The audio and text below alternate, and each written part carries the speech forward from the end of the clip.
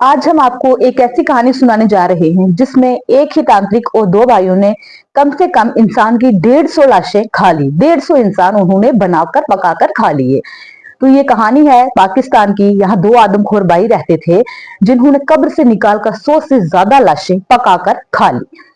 क्या आपको देखकर ये बात सुनकर बहुत डर लगता होगा? आपके मन में भी बहुत ज्यादा परेशानी होती होगी कि एक इंसान कैसे दूसरे इंसान को खा लेता है, कैसे उसका मांस खा लेता है।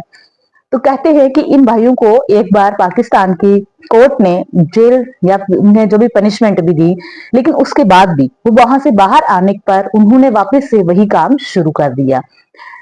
कहते हैं कि फिर उन्हें दोबारा गिरफ्तार किया गया और उन्हें कोर्ट में पेश किया गया।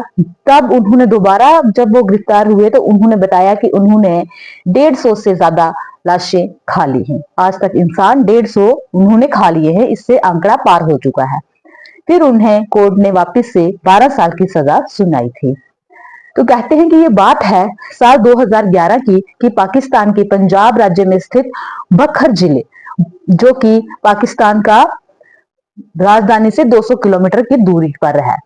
तो कहते हैं वहां दो भाई रहते थे। एक का नाम था मोहम्मद फरमान अली और दूसरे का नाम था मोहम्मद आरिफ अली। ये दोनों महज 30 से 35 साल के बीच की उम्र के थे।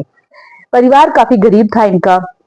कहते हैं कि इनका व्यवहार इतना बुरा था कि जिसके चलते साल 2010 में इनकी पत्नियां इन्हें छोड़कर चली गई थी।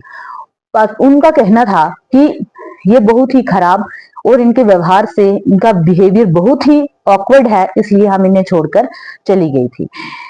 इनकी पत्नियों का कहना है कि ये उनके साथ बहुत मारपीट करते थे, कई कई दिन घर से बाहर रहते थे, काम भी ठीक से नहीं करते थे और ना ही उन्हें घर का खर्च देते थे जिससे वो अपने बच्चों का पालन पोषण कर सकें। तो ऐसे चलते चलते उनकी पत्नियां उन्हें छोड़कर वापस वहां से चली जाती हैं। कहते हैं कि फिर आया अप्रैल 2011 का दिन कि बखर इलाके में यहाँ दोनों भाई रहते थे। वहीं पास में एक कब्रिस्तान था। उस कब्रिस्तान में 24 साल की लड़की जिसका नाम सारा परवीन था, जिसे कि कैंसर की बीमारी थी, उसे मृत्यु के बाद दफना दिया गया। एक दिन दफनाने के बाद जब उनके घर वाले दूसरे दिन वहां पर आए तो उन्होंने देखा कि कब्र के साथ छेड़खानी की गई है, या कब्र वैसी नहीं है जैसी वो वहां पर छोड़ कर गए थे। उन्होंने अपने वहम को दूर करने के लिए वापस से कब्र को खोला और देखा कि वहां सारा परवीन की डेड बॉडी नहीं है। इससे उनके जो परिवारजनों ने वहां के पास वाले पुलिस स्टेशन में एफआईआर दर्ज करवाई कि वहां उनके कब्रिस्तान में उनकी सारा परवीन की डेड बॉडी नहीं मिली है। तो कहते हैं कि जब पुलिस ने छानबीन शुरू की तो उन्हें पहले तो ऐसा लगा कि कब्र से ऐसे बहुत सारे केस उनके सामने आए थे कि कब्र से लाशों को निकालकर उनके साथ रेप किया जाता है। उस समय पुलिस ने एक शख्स को गिरफ्तार भी किया था इस मामले में। पहले तो लोग इस घटना को एक अलग नजरिए से देख रहे थे कि ये एक रेप केस हो सकता है, लेकिन बाद में काफी छानबीन करने के बाद गुप्त सूचना मिली कि कब्रिस्तान में एक शख्स को अक्सर देखा जाता है और वो शख्स हैं वही दो भाई जिनका मैंने आपको पहले नाम बताया है। और वो दो भाई कब्रिस्तान में रात के समय देखे गए थे।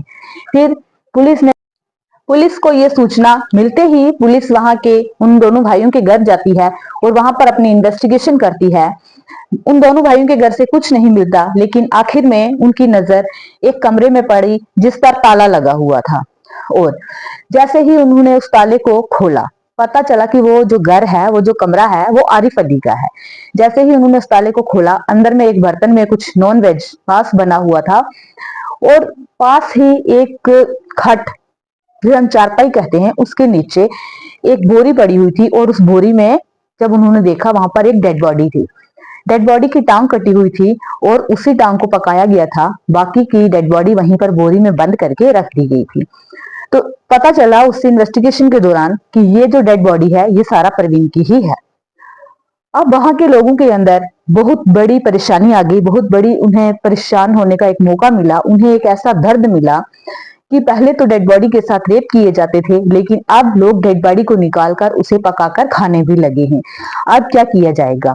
लोगों ने काफी शोर किया, लोग सड़कों पर उतर आए, जलसे किए कि इनको कड़ी से कड़ी सजा मिले। और उन दोनों भाइयों को ले जाकर कोर्ट में जब पेश किया गया तो उन्होंने वहां जाकर बताया कि हमने आज तक 100 से ज्यादा डेड बॉडीज बनाकर खा ली हैं। और ये खाने का एक ऐसा कारण है कि एक तांत्रिक थे, उन्होंने हमसे कहा था कि आप इंसान का मांस खाएं तब जाकर आप बचेंगे। अब हम जिंदा इंसानों को तो मार नहीं सकते, इसीलिए हमने सोचा है कि हम डेड बॉडी को निकालकर मारकर खा लेंगे पकाकर।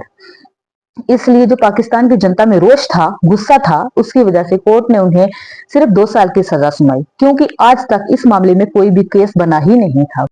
जैसे ही वो अपनी 2 साल की सजा पूरी करके 2013 में जेल से बाहर आते हैं, तो क्या करते हैं कि वहां की जनता उन्हें मार ना दे, इसीलिए पुलिस ने उन्हें सिक्योरिटी दी और उन्हें उस इलाके में रखा, यहाँ उन्हें कोई नहीं जानता था।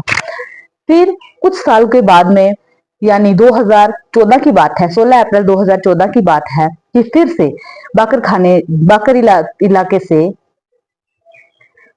16 अप्रैल 2014 की बात है कि एक दिन बाकर जिले से एक ही इलाके से पुलिस को सूचना मिलती है कि घर में इंसानी मांस पकने की बदबू आ रही है।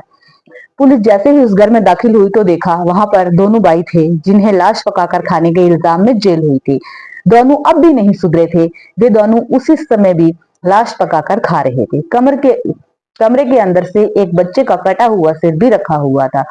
उन्होंने दोनों भाइयों को गिरफ्तार कर लिया। उन्होंने बताया कि ये लाश भी उन्होंने कब्र से ही निकाली है। कोर्ट ने फिर से उन्हें सजा सुनाई तो कहते हैं अब की बार कोर्ट ने 2 साल की सजा ना सुनाकर उन्हें 12 साल जेल की सजा सुनाई।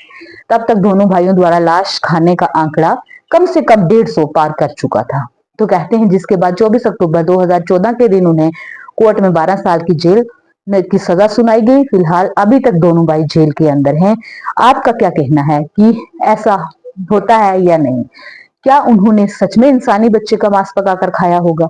अगर ये बात पाकिस्तानी कोर्ट तक पहुंची है तो लहजा हम ये समझ सकते हैं कि उन्होंने ऐसा किया होगा। ये एक कानूनी अपराध है। अगर आपके घर के आसपास भी कोई ऐसा इंसान दिखे जिस पर आपको शक हो तो आप उसकी सूचना सीधा वहां के